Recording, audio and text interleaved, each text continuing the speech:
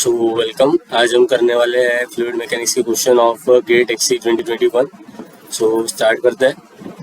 तो पहला क्वेश्चन है कि the general relationship between shear stress tau and the velocity gradient du by dy for a fluid is given by this. So ये कुछ relationship दिया है उन्होंने, that is tau is equal to that is k du by dy fluid का power है, thickness थोड़ी कम कर लेते हैं। तो ये उन्होंने रिलेशन दिया है वेयर के is a constant with appropriate unit and the fluid is Newtonian if. तो फ्लूइड न्यूटोनियन कब रहेगा? जब n की वैल्यू क्या रहेगी? 1। ये हमें पता है ना, हम जब ऐसे प्लॉट करते हैं tau versus D theta by D T and d theta by dt for 1D flow can be written as du by dy where velocity gradient in other direction is negligible.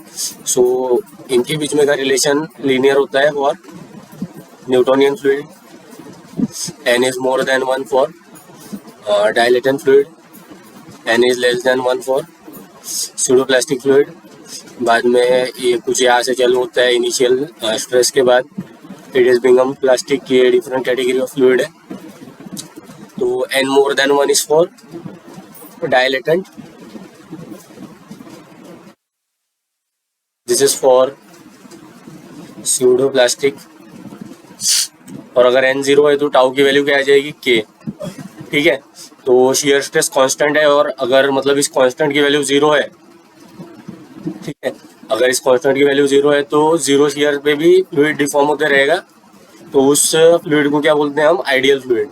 So when K is 0, then it is known as ideal fluid. I hope clear हुआ होगा। C is the correct answer for it. Next question पे आते हैं। Sorry.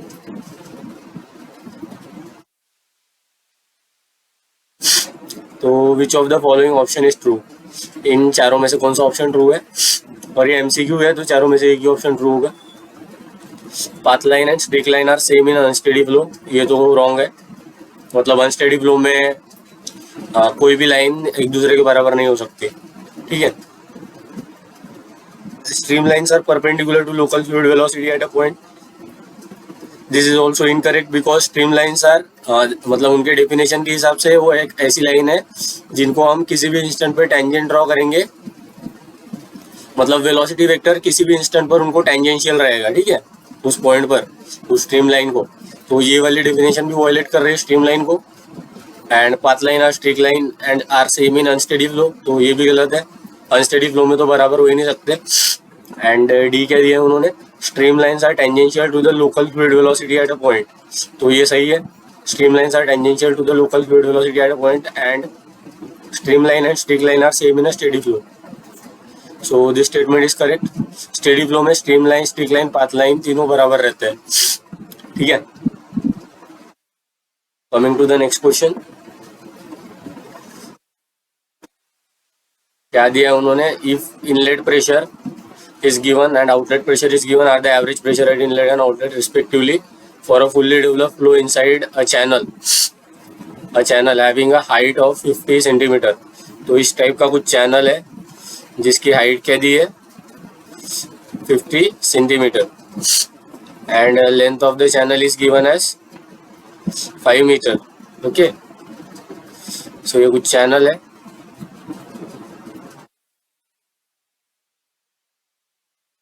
और यहाँ से flow हो रहा है और फ्लो कैसा है? Fully developed. तो then absolute value of average shear stress acting on the wall if the channel length is 5 metre. तो उन्होंने शियर स्ट्रेस की वैल्यू पूछी है क्या होगी करके। तो सपोज ये कुछ ऐसे एक्सटेंड कर रहा है इस डायरेक्शन में, ठीक है ना। आई होप आपको समझ में आ रहा होगा।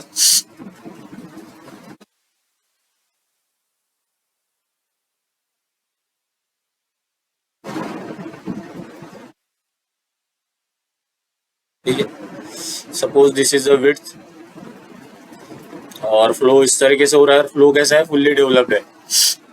ये कीवर्ड है फुल्ली डेवलप्ड फ्लो का मतलब क्या होता है? जो एक्सेलरेशन टर्म होती है वो पूरी 0 हो जाती है फुल्ली डेवलप्ड फ्लो के लिए। ठीक है, तो मतलब वेलोसिटी प्रोफाइल टाइम के साथ डिस्टेंस के साथ वैरी नहीं करती है। और वेलोसिटी का मतलब अगर सपोज इस तरीके से कुछ है वेलोसिटी प्रोफाइल, कुछ वेरिएशन। तो वेलोसिटी वेक्टर जो इस डायरेक्शन में रहेगा वो किसके साथ वेरी करेगी, इस डायरेक्शन वाले के साथ वेरी करेगी। मतलब उसका डायरेक्शन उसका ग्रेडियंट इस डायरेक्शन में क्या आएगा, 0 आएगा। तो एक्सेलरेशन का जो टर्म आएगा इस डायरेक्शन में वो क्या आएगा, 0 आएगा। आई होप समझा होगा आपको।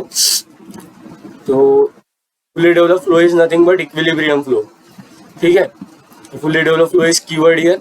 तो यहाँ पर एक फ्लूइड एलिमेंट कंसीडर करते हैं हम ऐसा, ऑफ लेंथ से dx, और इसको यहाँ पे अलग से ड्रॉ करता हूँ मैं। Suppose this is dx length, और उससे अच्छा पूरा ही कंसीडर कर देते हैं dx, कंसीडर करने से अच्छा। Let me draw it again.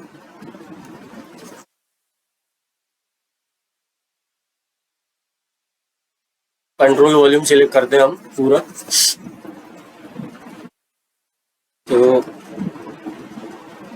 Suppose this is a control volume, इसकी लेंथ है 5 मीटर, हाइट है 50 सेंटीमीटर, और शियर स्ट्रेस ऐसे कुछ एक्ट कर रहा है, और ऊपर भी और नीचे भी, बिकॉज चैनल है ना, पाइप नहीं है, ऊपर एक प्लेट है नीचे एक प्लेट है, तो उनको मिला के चैनल बना है, उस चैनल में फ्लो हो रहा है, ठीक है। तो this is suppose tau, and what will be the area, it is length multiplied by width. Similarly here tau length multiplied by width.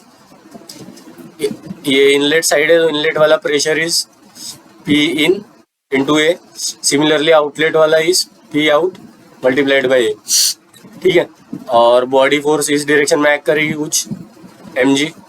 तो x डायरेक्शन में हम फोर्स का लगाएंगे balance, summation F X is equal to 0। तो blank page पे करते हैं। तो summation F X is equal to 0 वो क्या आ जाएगा, P in into A, direction देख लेते हैं, पी इन इस डायरेक्शन में है और पी आउट और टाउ वॉल इस डायरेक्शन में है, ठीक है। तो is equal to P out into A plus 2 times tau wall into A. Why 2 times, नीचे वाला एक ऊपर वाला एक, और ये ए अलग है और ये वाला ए अलग है। सो इसको ऐसे लिखते हैं हम, its length multiplied by width, ठीक है ना। बिकॉज देखिए ये वाला शियर स्ट्रेस कौन से एरिया पे एक्ट करेगा, सपोज ये कुछ इस तरीके से प्लेट है, तो इसके बॉटम सरफेस पर ही शियर स्ट्रेस एक्ट करेगा ना, इस तरीके से कुछ। So what will be the area, area will be length multiplied by width. And pressure के केस में दिस हाइट मतलब 0.5 metre, 50 centimetre is 0.5 metre multiplied by width, ठीक है। तो प्रेशर के लिए एरिया क्या हो जाएगा, P in minus P out and 0.5 multiplied by width 2 times tau wall, its length multiplied by width. तो P in is given as 1.2 and P out is 1. 1.2 minus 1.5 is equal to 2. Length is given as 5 meter. It's tau wall. Width दोनों side से cancel हो गई. So it's 0.2 into 0.5 divided by 10 tau wall.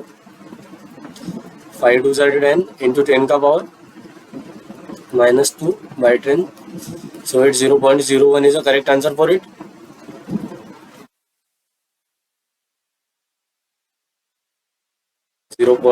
C is the correct answer. I hope समझ में आया आपको. Coming to the next question. Wait a second. So next question हमारा ऐसा है कि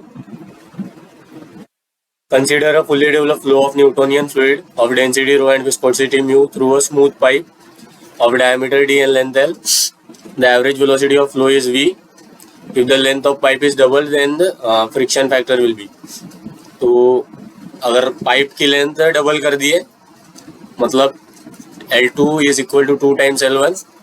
So और बाकी के condition remaining other things same, average velocity V D rho mu बाकी सब चीज़ें सेम रखते हुए अगर पाइप की लेंथ डबल कर दिए तो फ्रिक्शन फैक्टर पर क्या फ़र्क पड़ेगा. तो we know friction factor is equal to tau wall by half rho U infinity square. Okay, and tau wall is equal to यहाँ पे U infinity that is average velocity is given as V. और हमें पता है for fully develop flow through a pipe, ठीक है, तो tau wall is equal to mu D U by D Y and velocity profile for a fully develop flow through pipe is U max 1 minus R square by R square at y is equal to 0। और मतलब देखिए ये pipe है ना, और ये are direction है, ये वाई डायरेक्शन है, वाई पाइप के वॉल से मेजर करते हैं, तो टाउ वॉल मतलब shear stress at Y is equal to 0, ठीक है। और वाई और आर के बीच में क्या रिलेशन होगा, suppose this is say some R distance and this is some Y,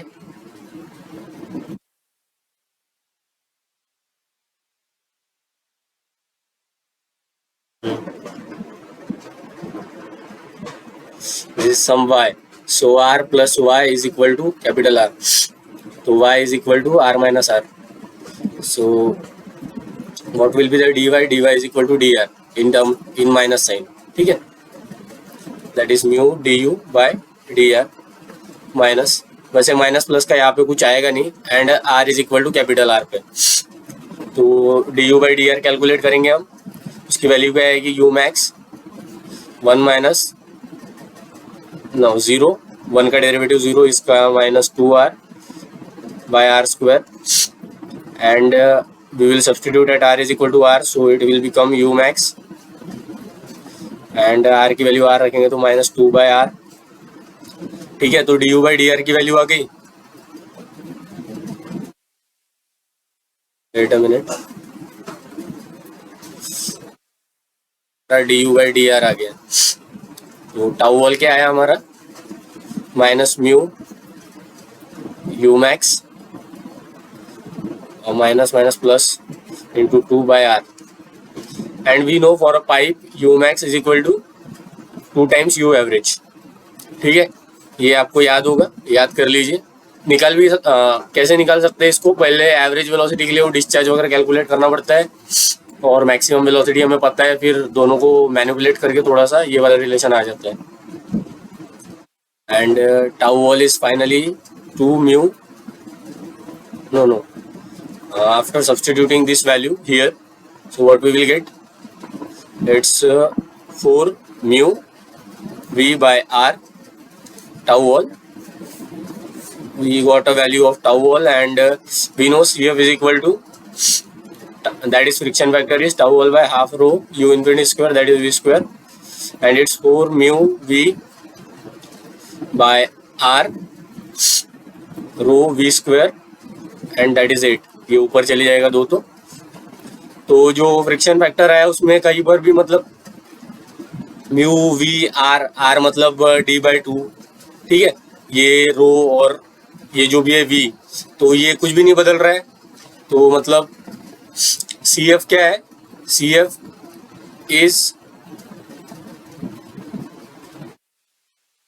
F is independent of length, okay, तो लेंथ डबल करो चौबल करो कुछ भी करो, ये friction factor will remain same. I hope you got it.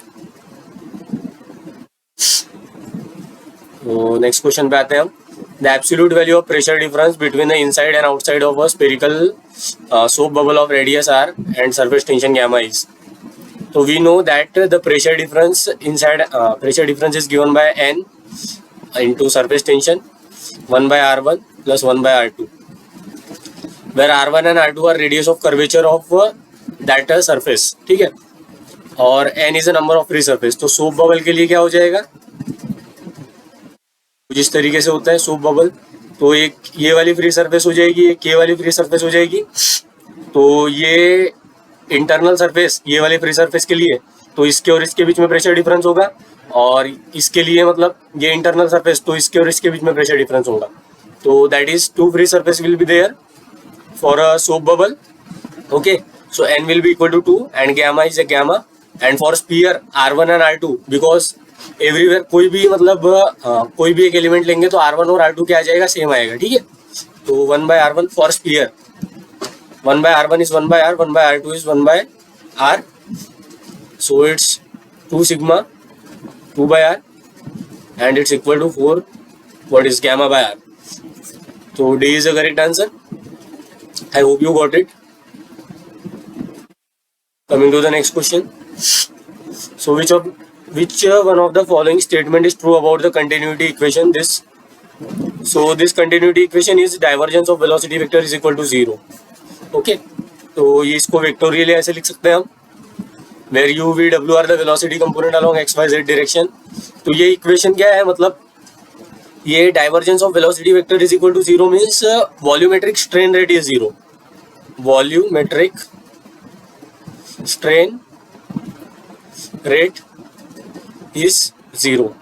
तो ये टोटली काइनेमेटिक कंसिडरेशन से आता है, मतलब अगर वॉल्यूमेट्रिक स्ट्रेन रेट 0 है तो वेलोसिटी वेक्टर का डाइवर्जेंस हमेशा 0 होगा, इर्रेस्पेक्टिव ऑफ फ्लो स्टेडी है या अनस्टेडी है. ठीक है, अगर फ्लो स्टेडी है तो भी ये वैलिड है, फ्लो अनस्टेडी है तो भी ये वैलिड है. मतलब ये किसके लिए, इनकॉम्प्रेसिबल फ्लो के लिए.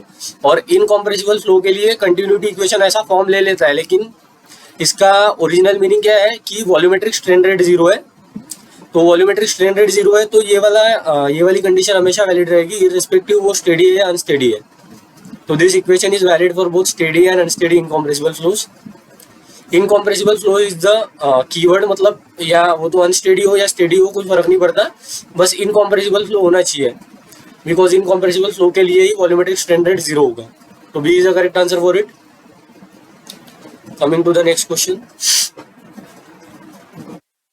The head loss KL associated with the flow of entry of water to internal passage depend upon the shape of entry. Okay, which of the following figure shows the different 3 types of flow entry into the pipe?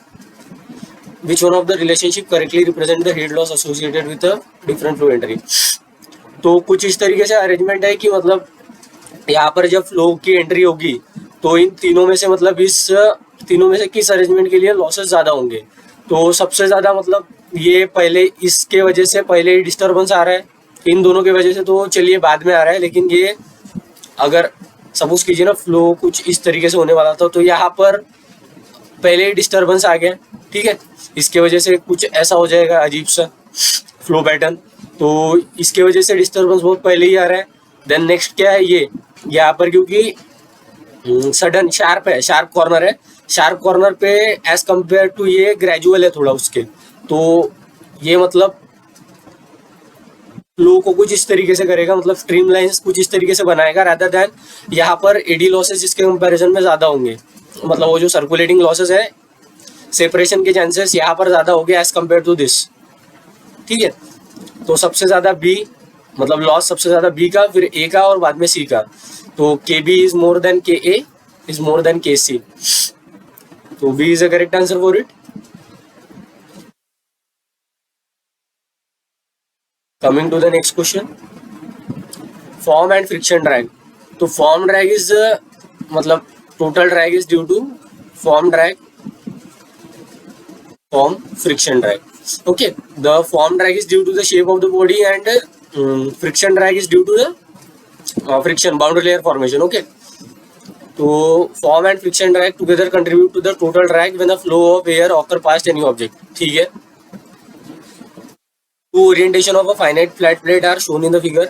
ये दो orientation दिए है plate के. In orientation one the plate is placed perpendicular to the flow while orientation two plate is placed parallel to the flow. Velocity of air in both the orientation is same. Then which of the following option is true. तो यहाँ पर जब flow होगा तो कुछ इस तरीके से होगा, मतलब तो इधर साइड जो शेयर स्ट्रेस लगेगी और इधर साइड जो शेयर स्ट्रेस लगेगी वो दोनों एक दूसरे को नलीफाई कर देंगे. तो यहाँ पर फ्रिक्शन ड्रैग क्या होगा, मिनिमम. और ये बॉडी पर फॉर्म ड्रैग क्या होगा, मैक्सिमम. क्यों, बिकॉज यहाँ पर फ्लो सेपरेशन होने के चांसेस ज़्यादा होंगे, बिकॉज बॉडी का फॉर्म कुछ इस तरीके से है, और यहाँ पर वेग फॉर्मेशन होगा तो ड्रैग फोर्स ज़्यादा डेवलप होगा due to form drag. Okay, और यहाँ पर फ्लो कुछ इस तरीके से होगा तो फ्रिक्शन फोर्स 0, मतलब फ्रिक्शन फोर्स के वजह से जो ड्रैग होगा वो मैक्सिमम होगा. और ये बॉडी काफ़ी हद तक, मतलब पूरी नहीं बट काफ़ी हद तक स्ट्रीमलाइन की तरह, मतलब स्ट्रीमलाइंड है। मतलब इस बॉडी के ऊपर जो फ्लो होगा वो थोड़ा सा स्ट्रीमलाइन टाइप का होगा। तो फॉर्म ड्रैग जो होगा वो इस बॉडी पर मिनिमम होगा, ठीक है। तो फ्रिक्शन ड्रैग मैक्सिमम होगा, फॉर्म ड्रैग मिनिमम होगा। तो ओरिएंटेशन वन में, orientation one has low, orientation one has higher form drag, सही है, and lower friction drag. Orientation two has lower form drag and higher friction drag. A is the correct answer. Coming to the next question.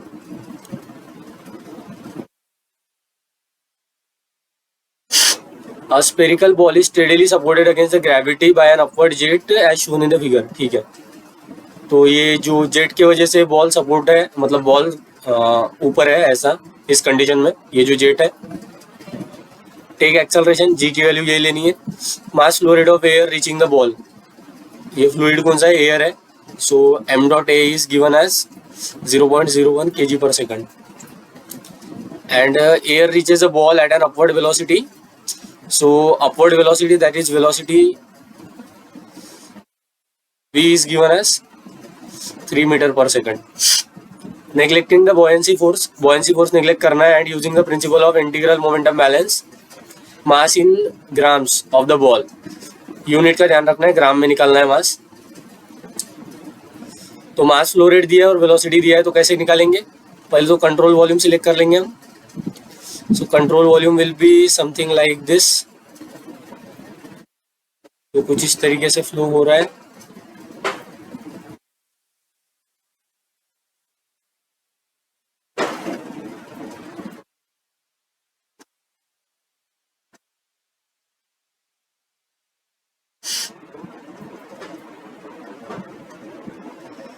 तो air is eight velocity v1 और यहाँ पे कुछ होगी velocity v exit, ठीक है।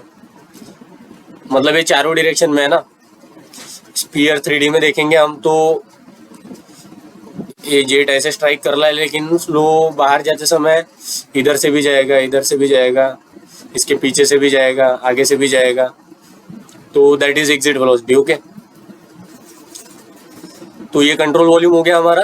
Control volume जब हो गया ये, तो हमें मोमेंटम बैलेंस लगाना है, तो हम वाई डायरेक्शन में लगाएंगे मोमेंटम बैलेंस। तो क्या आएगा, what ever the force is acting on the control volume, so what is the force acting, the force acting is downward force of the ball, that is m b into g, and that is force acting on the control volume plus what's let's write directly। तो ये y direction ऐसे positive मान रहे हैं हम, तो ये नीचे की तरफ बैक कर रहा है। और what is the moment rate of mass of air coming in, that is what is the momentum of the air that is coming in। let me write first general। देखिए जो फोर्स है और m dot v1 v in and m dot v out, so it is nothing but the momentum balance for a steady state condition। तो ये momentum balance है, तो ये वाला यूज करने वाले हैं हम यहाँ पर।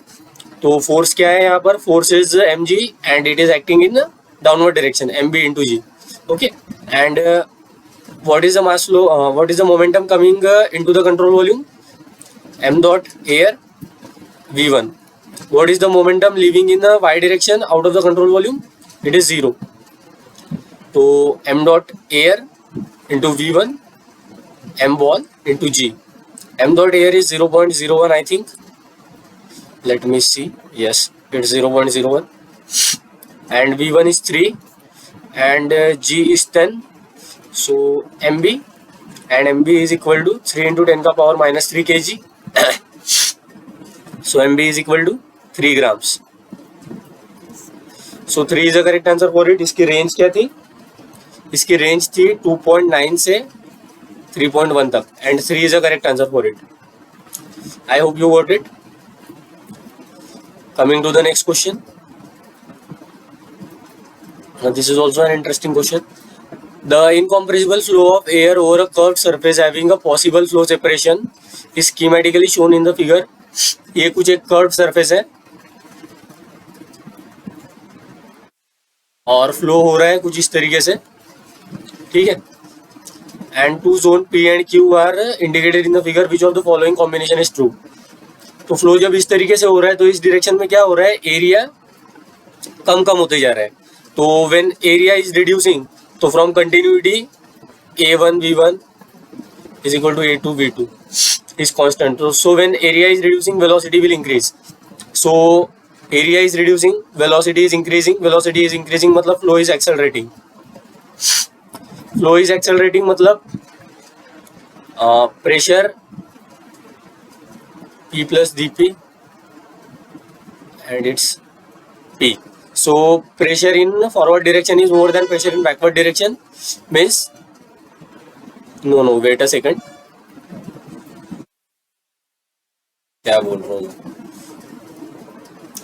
तो कुछ ऐसा होगा कि मतलब एरिया कम हो रहा है, ठीक है, फ्लो के डायरेक्शन में। तो जब एरिया कम हो रहा है तो वेलोसिटी क्या होगी, बढ़ेगी। और बर्नौली इक्वेशन के हिसाब से एलिवेशन डिफरेंस में हम ज़्यादा चेंज नहीं हो रहा है ऐसा मानते हैं। तो जब वेलोसिटी बढ़ रही है तो प्रेशर क्या होगा, कम होगा। मतलब फ्लो के डायरेक्शन में प्रेशर क्या हो रहा है, कम हो रहा है, ठीक है। तो when flow pressure is reducing in the direction of the flow, it is known as favourable pressure gradient.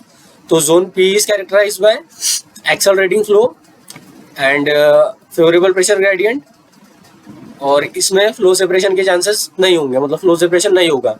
और जोन 2 में क्या हो रहा है, एरिया बढ़ रहा है, एरिया बढ़ रहा है तो वेलोसिटी कम होगी, मतलब फ्लो क्या होगा, डिक्सेलरेटिंग। और जब वेलोसिटी कम हो रही है तो प्रेशर क्या होगा, बढ़ेगा। जब प्रेशर बढ़ेगा तो फ्लो सेपरेशन के चांसेस बढ़ेंगे, मतलब pressure in the direction of flow बढ़ रहा है। So it is known as adverse pressure gradient. तो फ्लो सेपरेशन के चांसेस बढ़ेंगे because of recirculatory flow setup हो जाएगा और लॉसेस बढ़ेंगे और फ्लो सेपरेशन के चांसेस बढ़ेंगे in case of adverse pressure gradient. So zone P is characterised bye,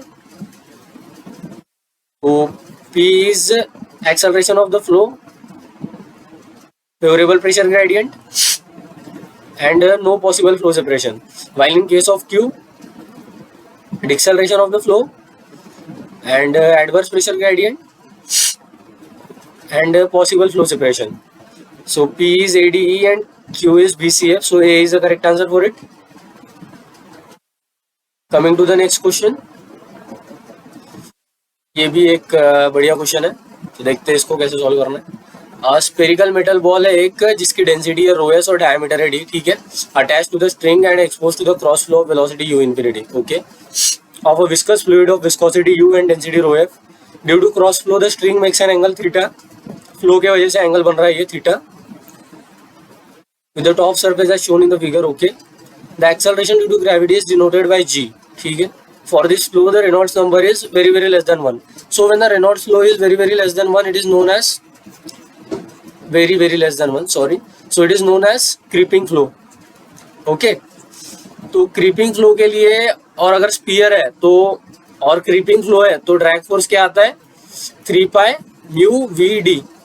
So where mu is the average velocity. So fd is equal to 3 pi mu u infinity into d.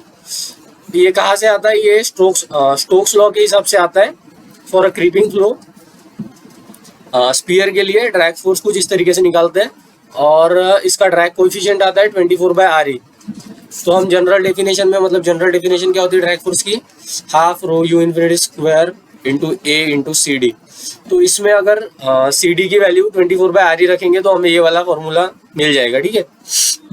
तो drag coefficient creeping flow के लिए spear के लिए आता है 24/re and drag force आता है 3 pi mu infinity into d। And buoyancy force in the fluid is negligible, दो जो स्पीयर पे बॉयंसी फोर्स लग रहा है वो नेग्लिजिबल, मतलब नेग्लेक्ट करना है हमें as compare to viscous force. Assuming string to be weightless, तो स्ट्रिंग का मास भी हमें एज्यूम नहीं करना है, so that it will offer a negligible drag, because उसके वजह से जो ड्रैग आएगा वो नेग्लिजिबल होगा। इसलिए मतलब अगर वेटलेस एज्यूम करेंगे तो जो ड्रैग आएगा वो नेग्लिजिबल होगा, ठीक है। और ये सब कंसिडरेशन में लेके हमको थीटा की वैल्यू निकालनी है।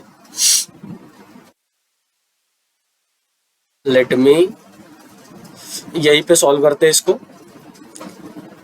तो फ्री बॉडी बना रहा हूँ मैं, मानिए. सो this is the tension in the string. Okay, this is mass of sphere is rho of sphere volume of sphere into g. Okay, this is the force acting in a downward direction.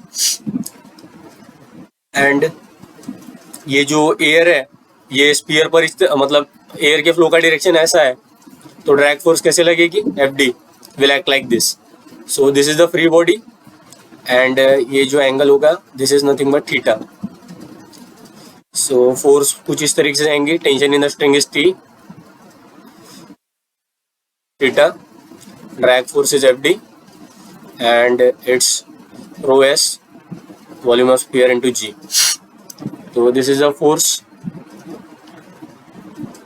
balance.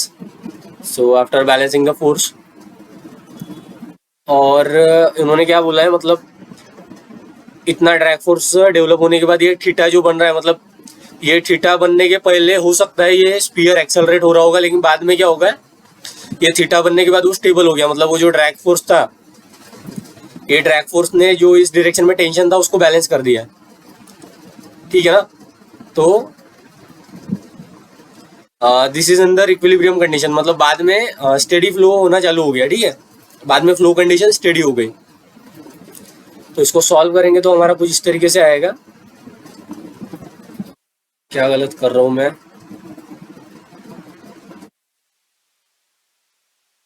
जो भी गलत कर रहा हूँ वो equilibrium equation से आ जाएगा. So that is T cosine of theta that is in this direction plus F D is equal to 0 and T sine of theta is equal to rho S V S G minus rho s vs g is equal to 0. This is from summation in x direction is equal to 0. This is from summation in y direction is equal to 0. तो यहाँ पर drag force की direction ऐसी नहीं आ रही है, ऐसी आ रही है. ठीक है, ये इक्वेशन सॉल्व करने के बाद तो एफ डी की वैल्यू आ जाएगी.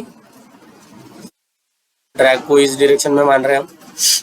F D is equal to T cos theta and rho S V S G is equal to T sine theta. Solving sine theta by, मतलब दिस इज से 2, this is से 1, 2 by 1 करेंगे तो tan theta is equal to rho S V S is pi by 6 D cube into G by F D is 3 pi mu infinity into D.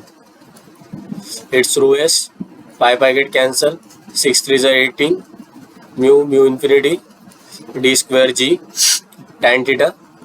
So theta is equal to tan inverse rho S D square G 18 mu infinity. तो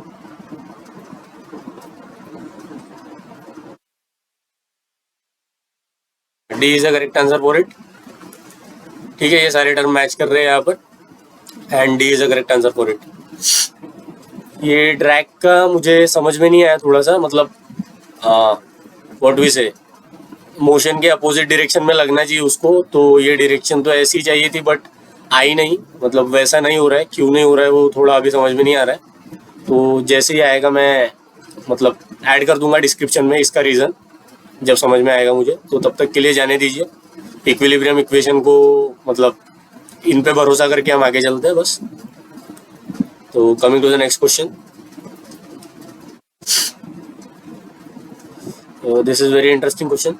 तो in a Cartesian coordinate system steady है incompressible velocity field of Newtonian fluid. ठीक है, steady है, incompressible है और Newtonian fluid है, उसकी वेलोसिटी फील्ड है v is equal to U naught 1 minus A Y square I cap. I cap मतलब velocity is in U X direction. ठीक है, तो this is u component of velocity. v is a velocity vector in meter per second and I is a unit vector in x direction and u naught is positive real constant. A is also positive real constant in per meter square. Then if the viscosity of fluid is mu in Pascal second, then absolute value of pressure gradient पूछा है उन्होंने. तो pressure gradient निकालना है और viscous flow है तो, और वेलोसिटी फील्ड दी है, तो हम कौन से इक्वेशन के पास जाएंगे? Navier Stoke equation. तो for steady incompressible Newtonian fluid, Navier Stoke equation is given by grad minus of grad P mu del square V bar plus rho B bar is equal to rho F bar, where B is a body force, F is a acceleration term, and writing it, ये सिर्फ एक ही direction में पता है ना हमें, v is equal to U one minus A Y square I cap. So velocity is varying only in X direction, so ये वाले विस्कस टर्म अदर डायरेक्शन में नेग्लिजिबल हो जाएंगे और हमें एब्सोल्यूट वैल्यू निकालनी है प्रेशर ग्रेडियंट की। तो बाकी चारों में भी मतलब प्रेशर ग्रेडियंट की वैल्यू आएगी नहीं ज़्यादा, मतलब ज़्यादा नहीं आएगी ही नहीं, बिकॉज बाकी कुछ टर्म्स है ही नहीं, सिर्फ एक्स डायरेक्शन में है। तो एक्स डायरेक्शन में हम लिखेंगे नेवियर स्टोक इक्वेशन को, तो वो कैसे आएगा? Gradient can be return as minus D P by D X in X direction, मतलब स्केलर कंपोनेंट लिख रहे हैं इसके हम, this is vector equation, so writing it scalar components in X direction we will get del p by del x and this mu del square u v bar का x component u होगा ना, plus body for x direction में क्या आएगी 0 and acceleration क्या आएगा rho A X minus D P by D X mu del square u is equal to rho acceleration is D U by D T u du by dx plus v du by dy plus w du by dz. This is 0 because v is not varying with time, steady state बोला है उन्होंने, u is not a function of x, this is 0, v is 0, this is 0, so w is 0, this is also 0, so minus dp by dx plus mu del square mu is equal to 0 and u की value क्या दी है u naught 1 minus A Y square, this is given as u, so minus D P by D x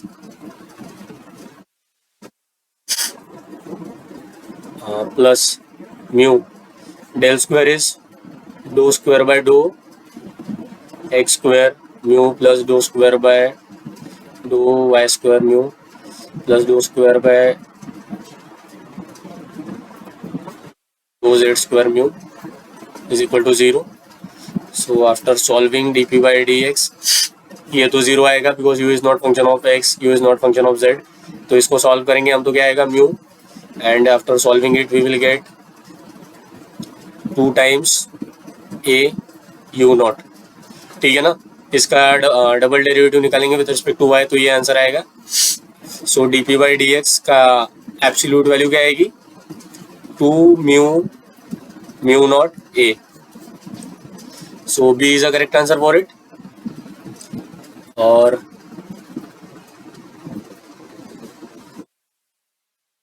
B is a correct answer for it, ठीक है। D P by D X की absolute value आ गई है। Coming to the next question,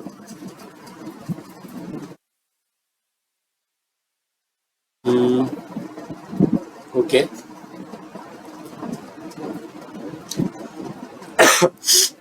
तो in a laminar incompressible fully develop pipe flow of a Newtonian fluid, laminar है, incompressible है, fully develop pipe flow है न्यूटोनियन फ्लूइड का, as shown in the figure, velocity profile is given by this formula where u is a constant and u is equal to maximum velocity।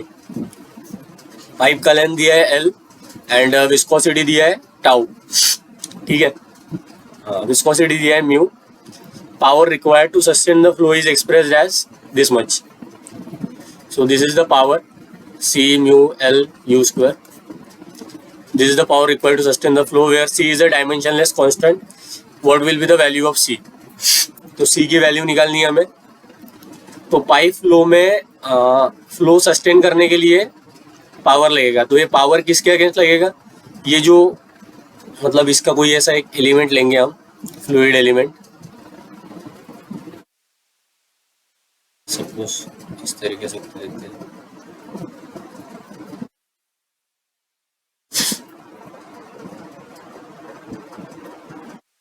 तो यहाँ पर shear stresses कुछ ऐसे act करेंगी element पर, ठीक है। तो इन shear stress को, मतलब shear stress के वजह से क्या आएगा, रेजिस्टेंस फोर्स आएगा। तो उस रेजिस्टेंस को ओवरकम करने के लिए क्या लगेगा, पावर लगेगा। तो पावर को हम कैसे लिख सकते हैं, तो power can be return as F resistance multiplied by what is the velocity, u infinity. U infinity is the average velocity, and for a pipe flow we know average velocity is maximum velocity by 2, and here u is the maximum velocity इस equation से। for a pipe flow, laminar pipe flow, we know what is average velocity is half of maximum velocity. तो resistance is F resistance into u infinity, power is, so power F resistance is मतलब shear stress at wall multiplied by area at which shear stress is acting multiplied by u infinity is u by 2. So this is the formula to calculate power, and this is the power spent against resistance. तो tau wall क्या आ जाएगा, tau wall आता है इसके लिए mu du by dr at r is equal to r. So this is nothing but tau wall for a pipe flow. So it is mu u minus 2r by r at r is, it is r square at r is equal to r. So tau wall is mu minus 2 by r and minus 2 mu u by r. So this is the formula of tau wall. तो ऐसे tau wall निकल गया, और area क्या आएगा जहाँ पर ये एक्ट कर रहा है, इसका जो व्हाट वी से सरफेस एरिया है, उस टोटल सरफेस एरिया पर शियर स्ट्रेस एक्ट कर रहा है ना। सपोज कुछ ऐसा है पाइप, तो ये जो एरिया है यहाँ पर शियर स्ट्रेसेस एक्ट कर रही है ना इस एरिया पर, तो ये एरिया क्या हो जाएगा, it's 2 pi R L. I hope ये समझ में आया आपको कैसे होगा ये।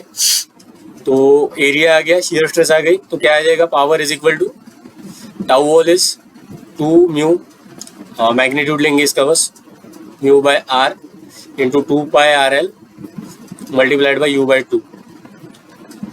ओके, सो 2 गेट कैंसल्ड,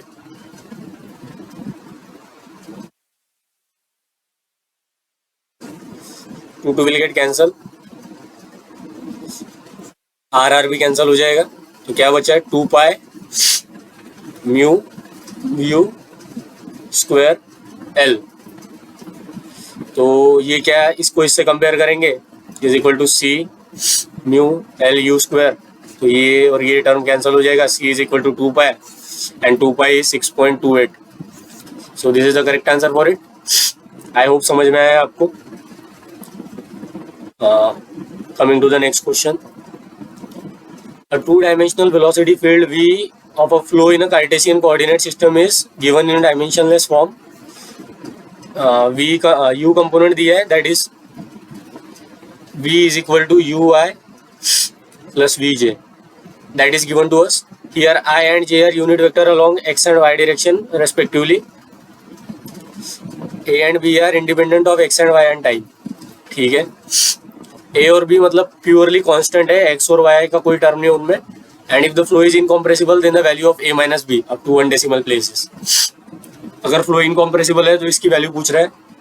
तो for incompressible flow divergence of velocity vector is 0, and for 2D flow it is du by dx dv by dy is equal to 0, and du by dx is 2x minus ay plus dv by dy is bx minus y is equal to 0, and on solving it is 2 plus b x minus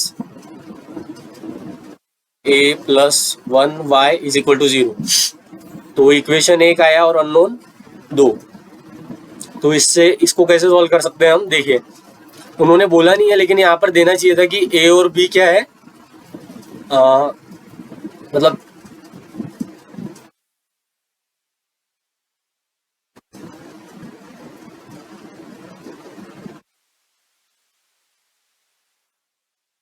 देखिए x और y की कुछ ना कुछ value है, ठीक है। तो x और y तो 0 नहीं हो सकते, तो इस इक्वेशन को सेटिस्फाई करने के लिए क्या होना होगा कि ए और बी की वैल्यू कुछ इस तरीके से चाहिए फ्लो इनकॉम्प्रेसिबल होने के लिए कि ये वाला इक्वेशन सेटिस्फाई हो जाए, और ये वाला इक्वेशन सेटिस्फाई हो जाए मतलब ये टर्म जीरो हो जाए और ये टर्म जीरो हो जाए, बिकॉज एक्स और वाई का कुछ ना कुछ तो सोल्यूशन है, मतलब X and Y has certain solution, और एक्स और वाई की कुछ वैल्यू के लिए ये वाली वैल्यू को जीरो होना पड़ेगा, बिकॉज ये दोनों जीरो नहीं हो सकती फॉर मतलब इनकॉम्प्रेसिबल फ्लो टू एग्जिस्ट। तो 2 + b = 0, तो b = -2 and a + 1 = 0 and a = -1. So a minus b is -1 + 2, it's 1. So 1 is the correct answer for it. I hope समझ में आया आपको ये। So coming to the question number 15. For the configuration shown in the figure, oil of density this is given 800 kg/m³ lies above the water of density this much. Assuming hydrostatic condition and acceleration due to gravity is 10 m/s². Length L in meter up to 1 decimal place of water inclined tube is. ठीक है, तो hydrostatic law लगाना है हमें। तो चीज़ें क्या याद रखनी है हमने कि बैलेंस करते समय मतलब हम कहाँ पर बैलेंस करेंगे, पूरा ऐसे सर्किट ट्रेस करेंगे हम। सर्किट ट्रेस करते समय हमें क्या ध्यान रखना है कि नीचे जाते समय हमें रो जी एच ऐड करना है। When we are moving downward we have to add rho G H and we are moving upward, when we are moving upward we have to subtract rho G H. ठीक है, ऊपर जाते समय रो G H subtract करना है, नीचे जाते समय रो जी एच ऐड करना है। ऐसा क्यों? क्योंकि हमें पता है dp/dz = -ρg। Okay, so p is -ρg z + c। तो इसका क्या है मतलब अगर नीचे जा रहा है हम तो z क्या हो रहा है, z हो रहा है नेगेटिव, तो प्रेशर क्या हो रहा है, बढ़ रहा है। लेकिन ऊपर जा रहा है तो z रह रहा है पॉजिटिव, तो z हो रहा है पॉजिटिव, तो प्रेशर क्या हो रहा है, कम हो रहा है ऊपर जाते समय। ठीक है, तो इसलिए अगर हम नीचे जाएंगे तो रो जी एच ऐड करना है और ऊपर जाएंगे तो रो जी एच सबट्रैक्ट करना है। हम सर्किट ट्रेस करेंगे और सॉल्व करेंगे इसको।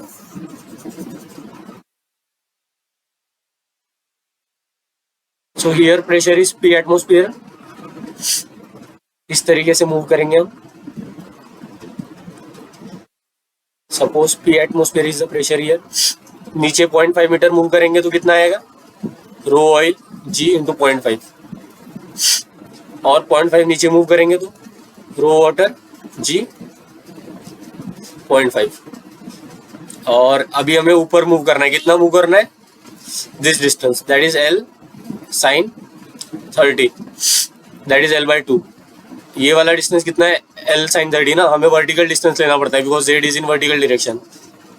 तो ये वर्टिकल डिस्टेंस कितना है, it is -ρg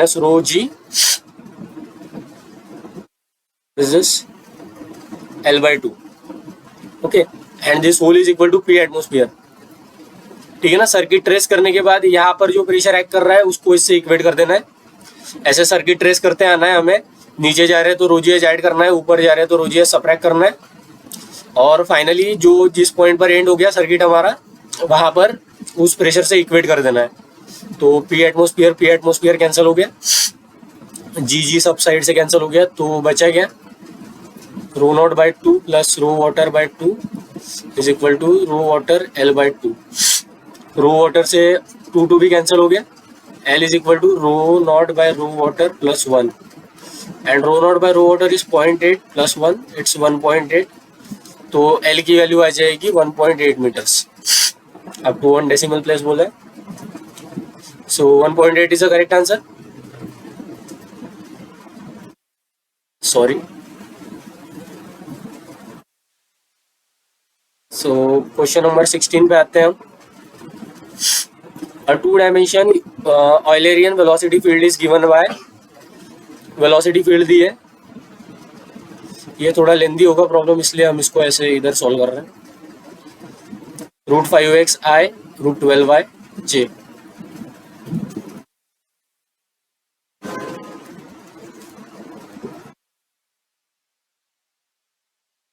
x Y root के अंदर नहीं है, तो this is velocity field and x and y are coordinates in meter in coordinate system. Magnitude of acceleration of a fluid particle at x = 1 and y = -1. x equal to 1 y is equal to -1 पर acceleration का magnitude पूछा है। तो acceleration is nothing but ax i cap plus ay j cap, क्योंकि z component तो zero आएगा because w zero है तो सारा कुछ जीरो ही आएगा। This is acceleration and magnitude is given by under root of ax square plus ay square. तो उसके लिए पहले हमें ax और ay निकालना पड़ेगा, तो वो हम कैसे निकालेंगे? We know v bar is given by u i cap minus v j cap and u is equal to root 5x, v is equal to minus of root 12 into y, and we know ax is equal to u du by dx for a steady flow plus v du by dy plus w du by dz। z component नहीं भी लिखे तो चलता है, 2 dimensional flow है, तो ये तो ऐसे ही जीरो हो गया। And u is not a function of y, तो this term is also zero. पहला टर्म क्या आएगा? रूट 5x, एंड इसको सॉल्व करने के बाद आंसर आएगा root 5, so it's 5x। So ax is 5x and ay is it's metre per second square, and ay की वैल्यू आएगी हमारी v dv by dy plus no sorry u dv by dy and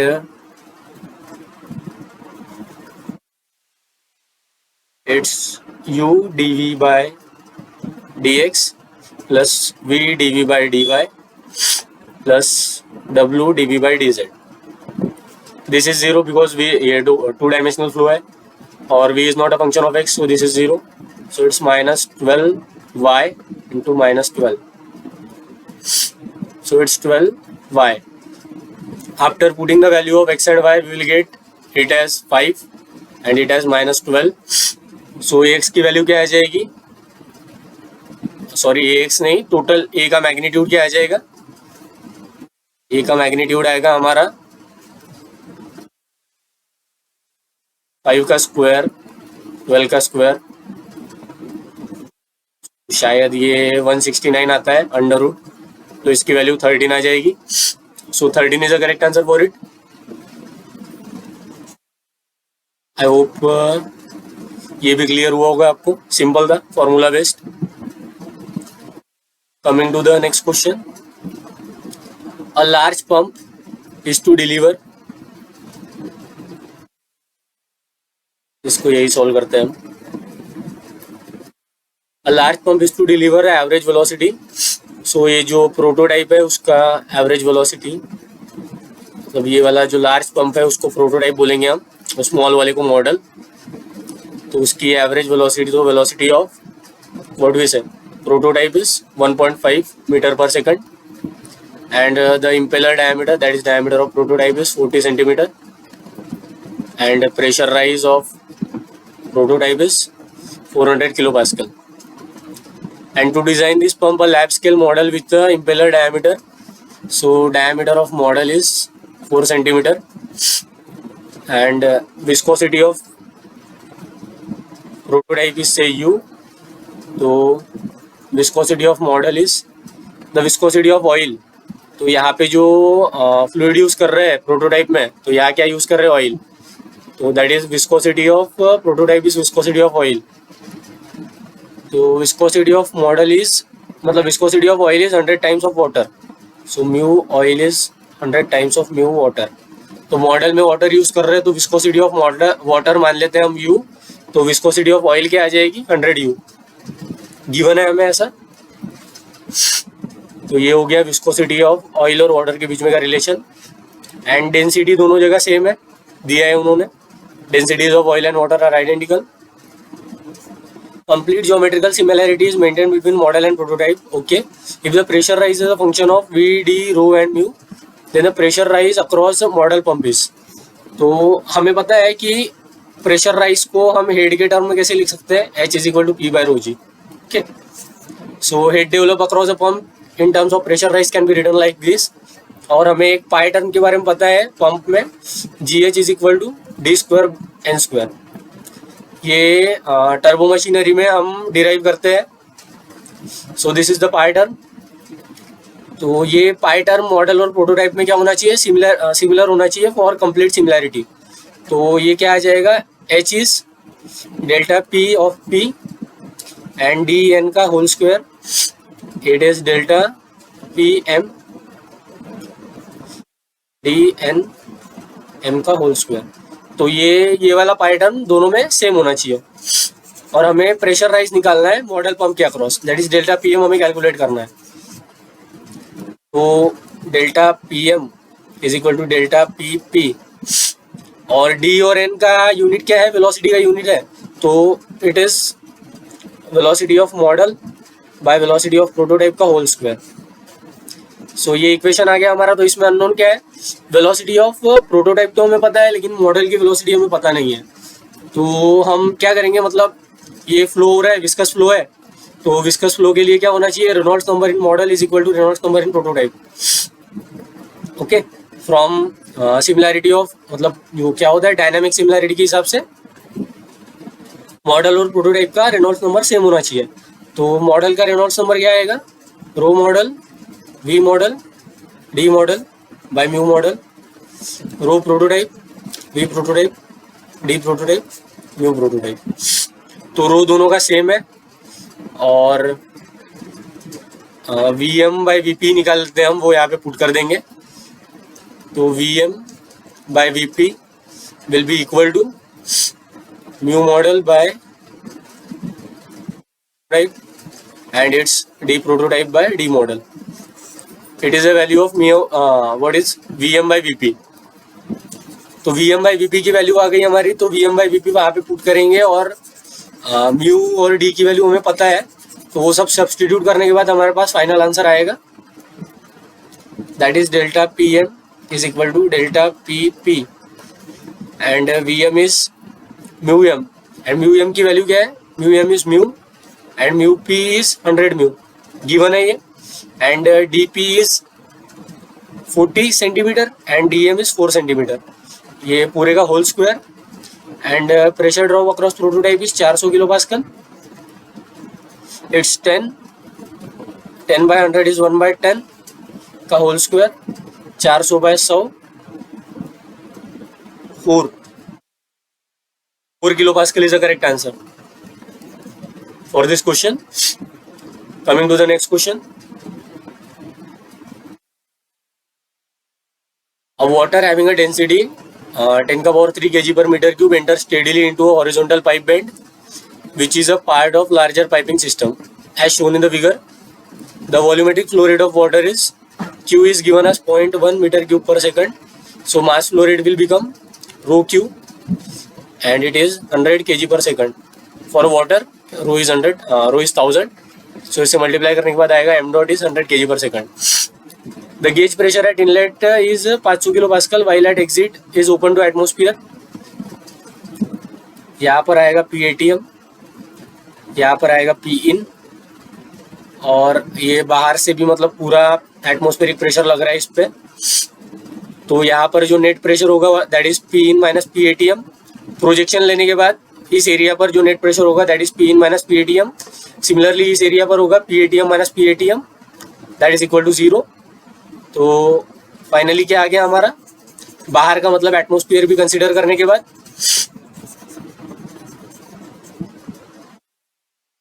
यहाँ पर आ गया pressure force 0, यहाँ आ गया P in minus P ATM that is given gauge pressure at inlet that is P1। तो P1 की वैल्यू दे रखी है उन्होंने that is 500 kilo pascal. Exit is open to atmosphere, यहाँ पे 0 आ गया, P2 is 0 and X component of support force Fx। तो ये जो सपोर्ट है वो इस कंट्रोल वॉल्यूम पे कुछ फोर्स लगाएगा से Fx। डायरेक्शन हमें पता नहीं है, हम एज्यूम कर रहे हैं ऐसी। ये जो पूरा है बेंड इसका ऐसा कंट्रोल वॉल्यूम मानते हैं हम। तो इस कंट्रोल वॉल्यूम पर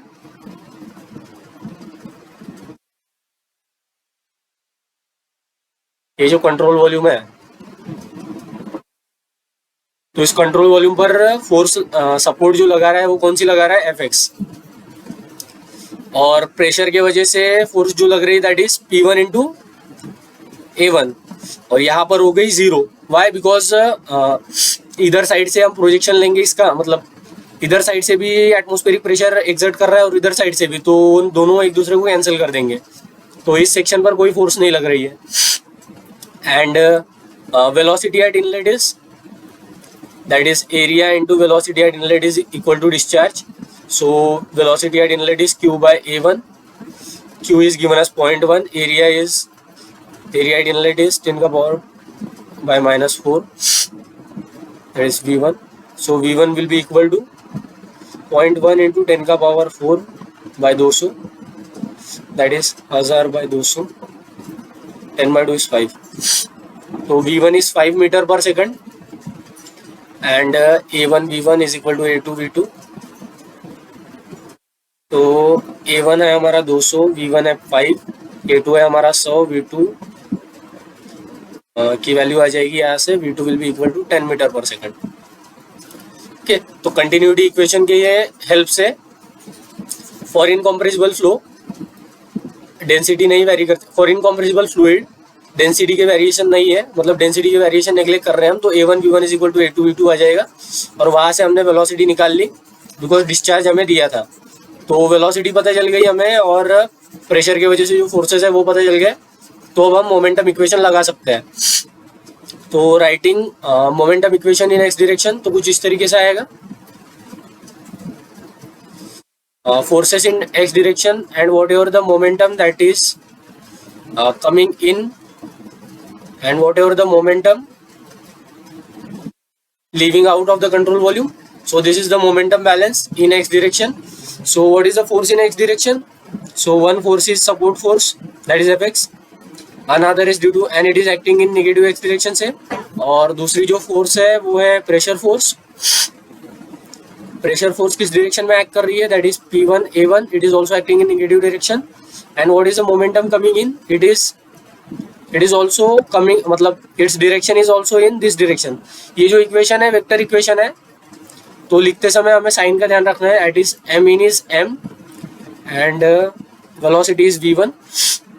Similarly, what is it's leaving out in positive x direction in this direction, so it is m dot v2. तो ये हमारा मोमेंटम इक्वेशन हो गया. तो after writing it and substituting values what we will get? Minus fx minus p1 is 500 into 10 का power 3 and a1 is 200 into 10 का power minus 4 is equal to m dot v2 plus v1. v2 is 10, v1 is 5, so 15 into m dot is 100, so it's 1500. And इसकी value क्या आएगी? ये इससे 10 का power minus 3 ये cancel, सो minus 500 into 20, 3 5 2 10, तो 10 का पावर 4 आएगी इसकी value. So minus fx minus 10 का पावर 4 इस 1500 प्लस, तो fx will be equal to 1500 plus 1000. So 1500 करेंगे हम 00511, तो it will come out as 11500 newton and fx will be equal to 11.5 kilo newton. So they are asking absolute value. Absolute value is 11.5 kilonewton. So this is the correct answer. Coming to the next question. ये भी momentum equation का ही है. तो air दी है, उसकी density है, density of air is 0.5 kg per meter cube and it enter horizontally into jet engine at a speed of, suppose ये section 1 है, ये सेक्शन 2 है, तो जो इनलेट स्पीड है that is 200 metre per second and inlet area is 1 metre square. तो mass flow rate of air is rho AV, rho 1 A1 V1. तो rho is given at inlet, A1 is 1 and V is 200. So 20 into 5 that is 100 kg per second. So this is the mass flow rate of air and upon entering the engine, air passes through combustion chamber. Okay, air combustion chamber से पास हुई enter होने के बाद and the exhaust gas exit the jet engine horizontally. ये भी इसी direction में exit करेगी at a constant speed v2 is equal to 700 metre per second. Okay, the fuel mass flow rate added in the combustion chamber is negligible. तो जो combustion chamber में mass flow rate of fuel add किया that is nearly equal to 0। तो जो इसका क्या मतलब है, M dot in is equal to M dot out, मतलब जितना अंदर आया मास फ्लो रेट उतना ही बाहर जाएगा, इस स्टेटमेंट का वो मतलब है। Also neglect the pressure difference between inlet air and exhaust gas. तो यहाँ पर जो प्रेशर है वही, यहाँ पर भी वही प्रेशर है, मतलब इन दोनों के बीच में का जो डिफरेंस है वो नेग्लिजिबल है, ये इस सेंटेंस का मतलब है। तो absolute value of horizontal force in kilo newton up to 1 decimal places. तो फोर्स की वैल्यू पूछ रहे हैं वो जेट इंजन पर कितना होगा। तो कंट्रोल वॉल्यूम पर फोर्स निकालते हैं हम। Suppose this is a control volume,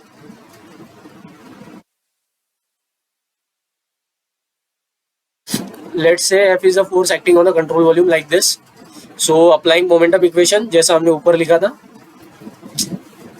sorry,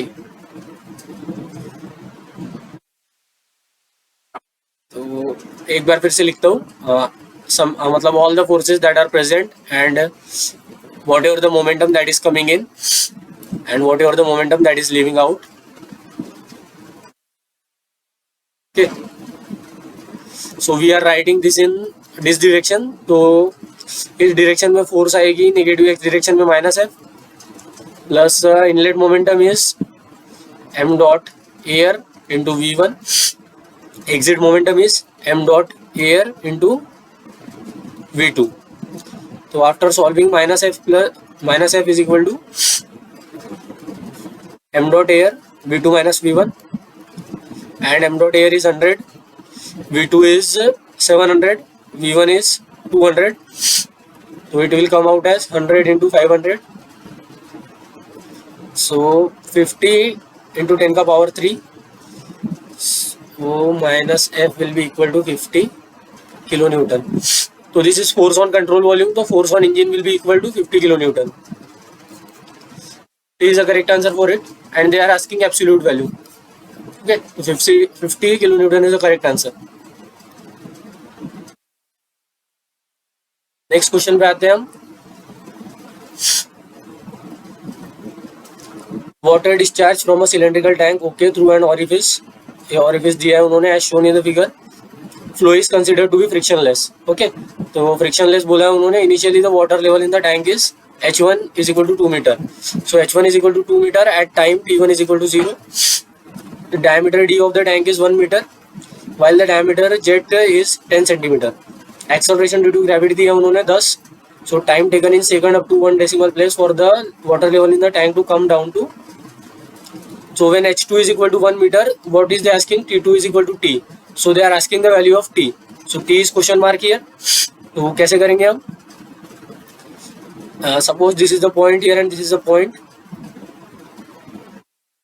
तो मतलब पहले H1 है वैल्यू, सपोज टाइम T के साथ कुछ H हो गई वैल्यू, तो यहाँ पर आ गया ये पॉइंट और ये यहाँ पर आ गया। तो हम बर्नौली इक्वेशन के हिसाब से, मतलब यहाँ बर्नौली इक्वेशन लगाएंगे तो क्या वैल्यू आएगी at a given instant.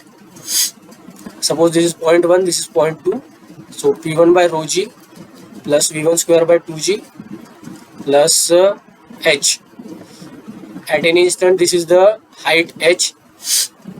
It is equal to P2 by rho G plus V2 square by 2G plus 0.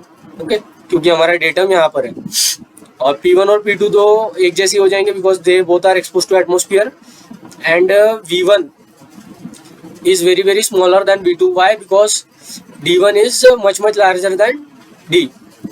मतलब D is much larger than D. तो हमें पता है ना A1 V1 is equal to A2 V2, तो V1 is equal to A2 by A1 into V2। तो A1 बहुत ज़्यादा है एज कम्पेयर टू A2, इसलिए V1 क्या होगा, काफ़ी कम होगा and it is nearly equal to 0, तो उसका स्क्वायर तो काफ़ी कम होगा। तो V2 क्या आ जाएगा हमारा, V2 will come out as √2GH। ठीक है, for a frictionless flow applying Bernoulli's equation we will get V2 value as like this.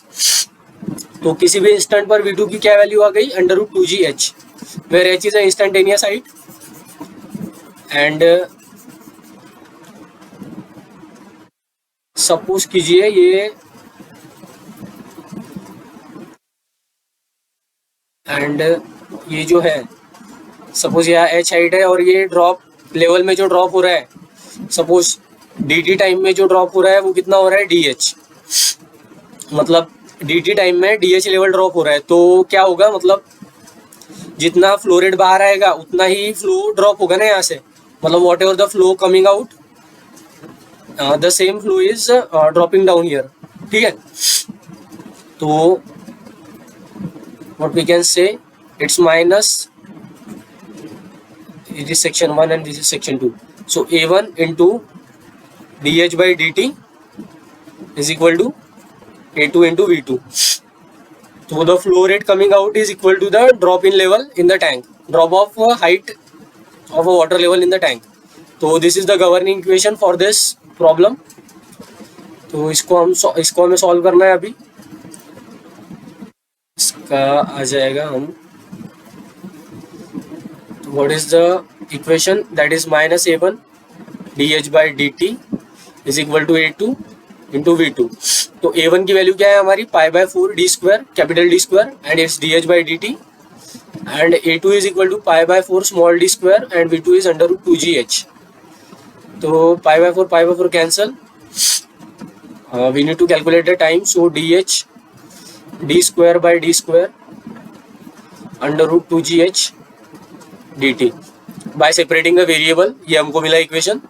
तो d बाई डी का whole square 1 by under root 2g dh by root h is equal to dt। ठीक है, तो dt will be equal to capital D by small d का whole square 1 by under root 2g and h का power minus 1/2, because h का power root h is h का power 1/2, इसको ऊपर ले जाएंगे तो h का power minus 1/2, and integrating it from 0 से लेके कैपिटल T तक एंड h1 से लेके h2 तक, और नेगेटिव साइन में भूल गया ऊपर, जो नहीं भूलना चाहिए, ये माइनस माइनस।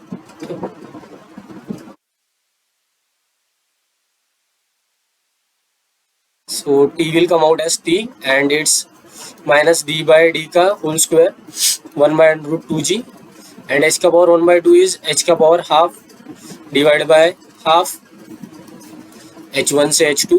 लिमिट पुट करेंगे हम,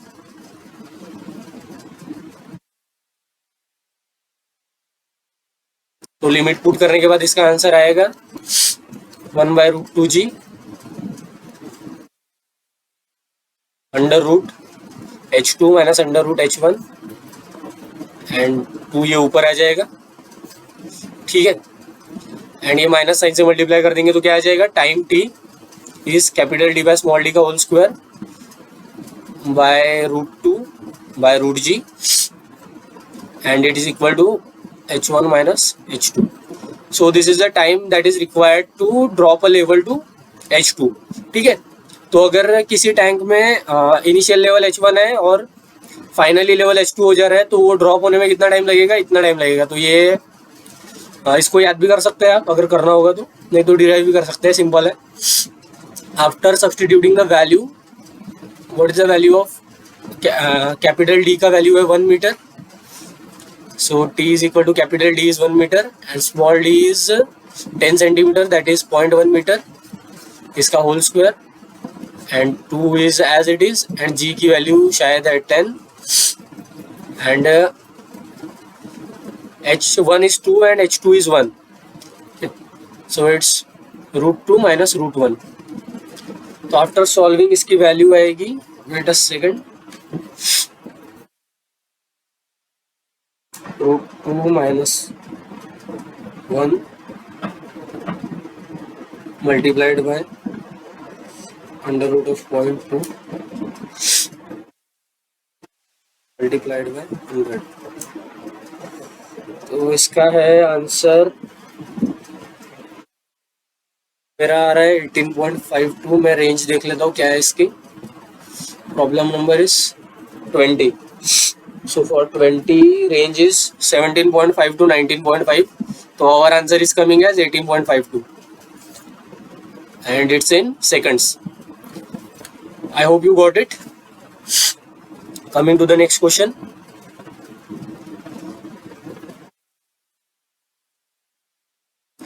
water level discharges steadily from a large reservoir through a long pipeline as shown in the figure. Darcy friction factor, so F की वैल्यू दी है उन्होंने हमें 0.02. The pipe diameter, that is D, they have given us 20 centimeter and discharge Q is 360 meter cube per hour, that is 360 by 3600 meter cube per second. It's 0.1 meter cube per second. Q दिया है उन्होंने, तो Q दिया है तो यहाँ से हमें V की वैल्यू निकल जाएगी. Q is equal to V into A. So V is equal to pi by 4. D square is 0.2 का whole square and that is Q. तो यहाँ से हमें V की वैल्यू पता चल जाएगी और G पता है हमें, और हमें माइनर लॉसेस नेग्लेक्ट करने बोला है. तो pipe length L and water discharges steadily का क्या मतलब है, ये जो टैंक का लेवल है वो हमेशा मेंटेन्ड है 10 मीटर पर. ठीक है, तो suppose this is consider this as 0.1 and this exit as 0.2. So writing Bernoulli's equation between 0.1 and 2. हमें लेंथ L कैलकुलेट करनी है, तो P1 by rho G plus V1 square by 2G plus Z1 is equal to P2 by rho G plus V2 square by 2G plus Z2 plus HL. HL is a head loss taking place over a length L in the pipe. So P1 and P2 will be same because they are atmosphere. It is exposed to atmosphere. और V1 की velocity as compared to V2 काफ़ी कम होगी because area A1 बहुत ज़्यादा है. And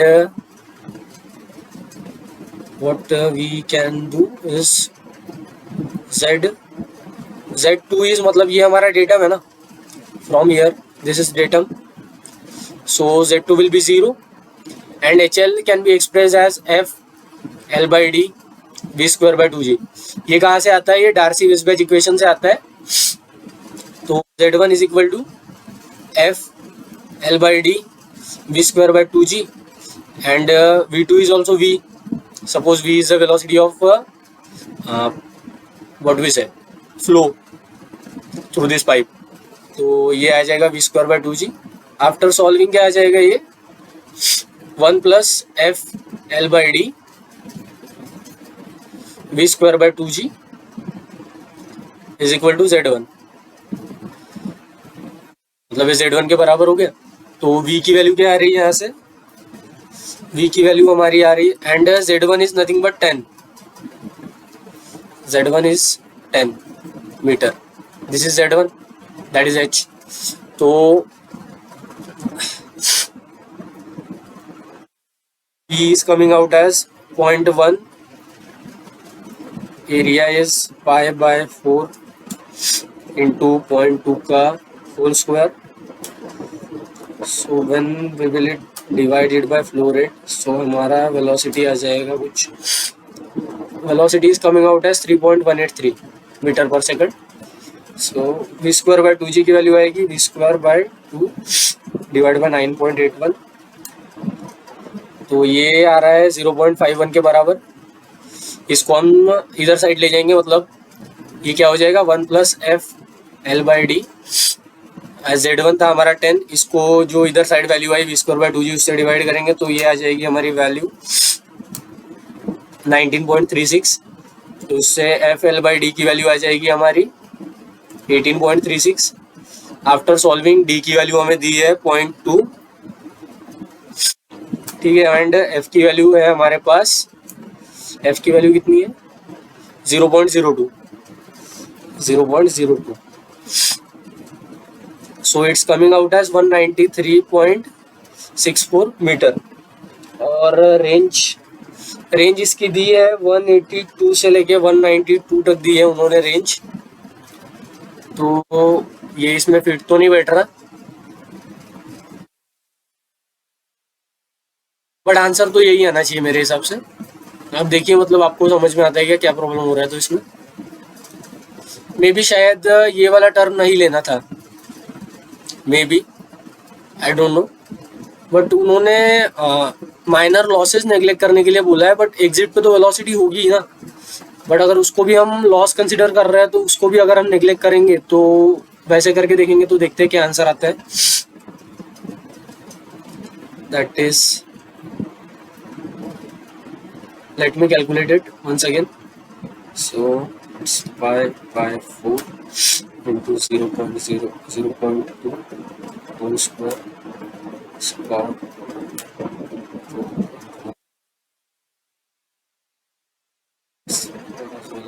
velocity square by 2g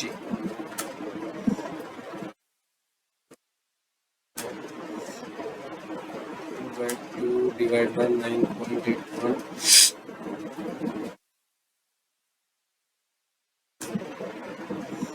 ये आ जाएगा हमारा, इसको हम 10 से मल्टीप्लाई करेंगे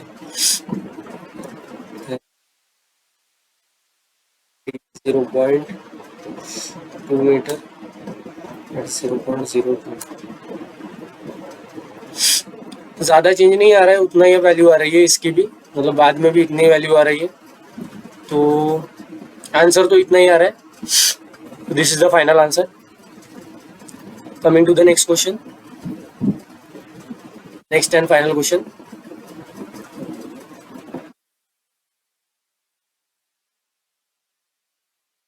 ये मैकेनिकल में भी एक बार आया था क्वेश्चन, ये रिपीट वाला है। तो water is flowing with the flow rate Q in horizontal circular pipe, ठीक है, due to the low pressure created at venturi section, so here pressure is low and here pressure is atmospheric। तो यहाँ पर flow होने के लिए पहले पूरा क्वेश्चन पढ़ लेते हैं। Due to the low pressure created at the venturi section, okay, water from the reservoir is drawn upward using a connecting pipe as shown in the figure। Take acceleration due to gravity g as 10 meter per second square। The flow rate is what we say 0.1 meter cube per second। So q दिया है उन्होंने 0.1 meter cube per second and d1 दिया है, d2 दिया है। The maximum height in meter of the venturi from the reservoir just sufficient to rise the fluid up to section 1। तो just sufficient मतलब ये कितनी हाइट रहनी चाहिए कि फ्लूइड जस्ट यहाँ तक राइज कर जाए, ठीक है। तो फ्लो नहीं हो रहा है, जस्ट राइज करने के लिए कितनी हाइट चाहिए, तो मतलब ये वाले इसमें जो कंडीशन है वो कौन सी रहेगी, हाइड्रोस्टैटिक वाली। तो यहाँ पर अगर प्रेशर एटमॉस्फेयर है और यहाँ पर अगर मतलब यहाँ पर कुछ प्रेशर है से P1, तो यहाँ से यहाँ पर फ्लूइड जाने के लिए मतलब यहाँ पर प्रेशर ज़्यादा होना चाहिए ना as compare to this. So P1 is less than P atmosphere, ठीक है।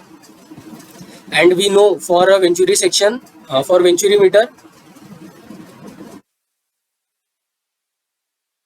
वेंचुरी मीटर के लिए जो फ्लो रेट होता है वो कैसे निकालते हैं हम, A1 A2 bye A1 square minus A2 square और A2 minus A1 square into under root 2G delta H star. Delta H star is piezometric height and here the horizontal level is not changing, so piezometric height is nothing but P2 by rho g minus P1 by rho g। सोमवेद charging लगा थोड़ी सी।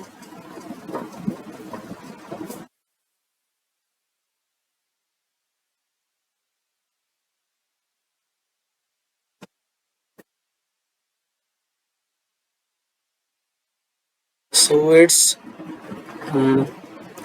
कहा थे हम, हाँ, so delta H star is P2 by rho g minus P1 by rho g, okay. So it is nothing but delta H star. और ये यहाँ पर हाइड्रोस्टैटिक कंडीशंस रहेगी, तो यहाँ पर हम निकालेंगे तो कैसे करेंगे हम, P1 नीचे जाते समय रो जी एच ऐड करना है, तो plus rho water G H because water is a flowing fluid is equal to P2।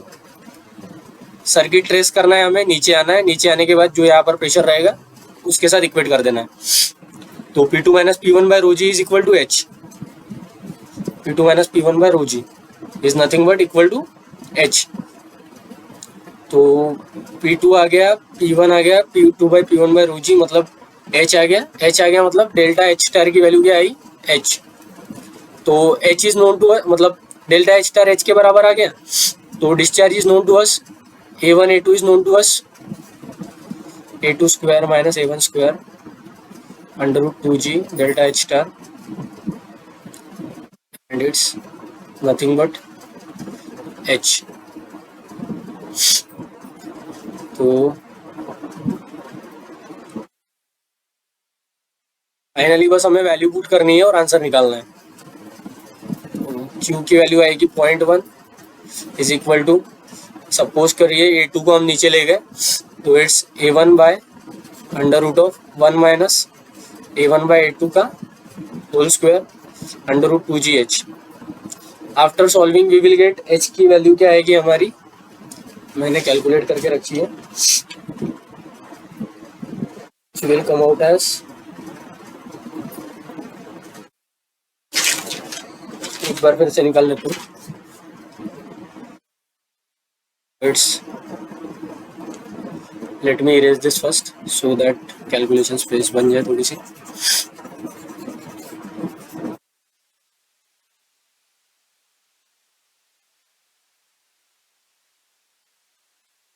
So it's 0.1 multiplied by 1 minus A1 is pi by 4 D1 square, so it's D1 and it's D2, और ये square square पहले से था तो ये power हो जाएगा 4 and A1 is pi by 4 and D1 is 0.08 का whole square under root 2GH। After solving D1 is 8, D2 is 20, so raised to power 4 minus 1 power 0.5 into 0.1 multiplied by 4 divided by pi divided by 0.08 divided by 0.08 का whole square divided by 2 divided by 9.81. So H is coming as, H की value आ रही है हमारी 19.65 metre and range is from, range क्या है इस answer की 18.5 से 20 तक। तो मिनिमम हाइट कितनी चाहिए 19.65 कि ये फ्लूइड यहाँ से यहाँ तक राइज हो जाए गिवन कंडीशन के लिए। सो 19.65 is the correct answer. I hope you got this and आपको समझ में आया होगा ऐसा मुझे लगता है, नहीं आया तो कमेंट करके बताइए एंड थैंक्स फॉर वॉचिंग।